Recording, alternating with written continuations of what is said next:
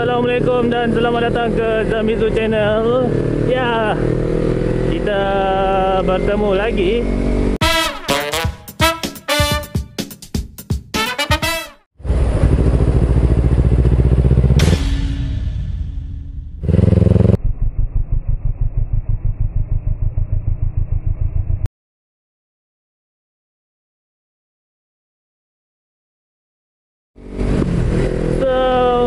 Hari ni saya nak ke Wilhin lagi. Jeng jeng jeng. Saya ada dengar bunyi kalau saya bawa dalam RPM 3000 ke 4000, macam ada benda tak ketat ataupun dah saya pun tak tahu piston ring ke apa ke, saya tak tahulah. Tapi kalau lepas 4000 RPM memang tak ada bunyi pun. Tengah nak open throttle ke buka throttle ke, bila dia lalu je 3000 ke 4000 tu memang ada bunyi lah. So kalau korang ada masalah ni juga, korang boleh terus ke kedai lah, tanya apa masalah kan. So nanti saya akan check kat korang apa masalah sebenarnya dekat Cik Nia saya ni. Cik Nia. Alright, so jom kita ke Wilhin dah. Saya nak ucapkan banyak-banyak terima kasih kawan-kawan yang tak pernah jemu support channel saya, keluarga saya, family saya. So saya ucapkan terima kasih banyak-banyak kepada semua viewers, subscriber saya yang terus menyokong channel Zamizu ini. So tahun 2019 ni dah habis.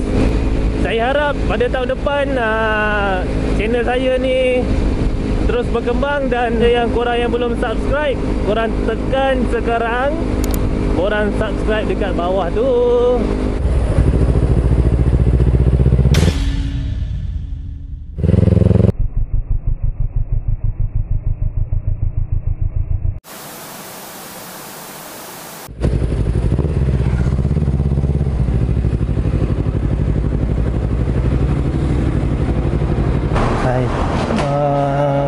Saya nak cek motor boleh?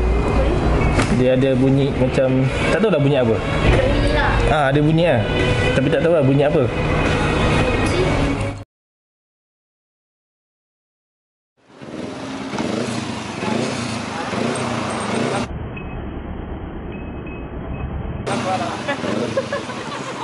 Tengok sikit.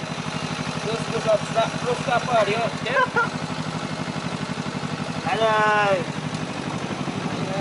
Sekarang pakai bayar ada. Hai, saya kena game. Tapi tak apalah. So saya dapat tahu apa yang rosak. Bukan rosak lah, apa yang nak tertanggal sebenarnya. Terima kasih dah. Selamat duit.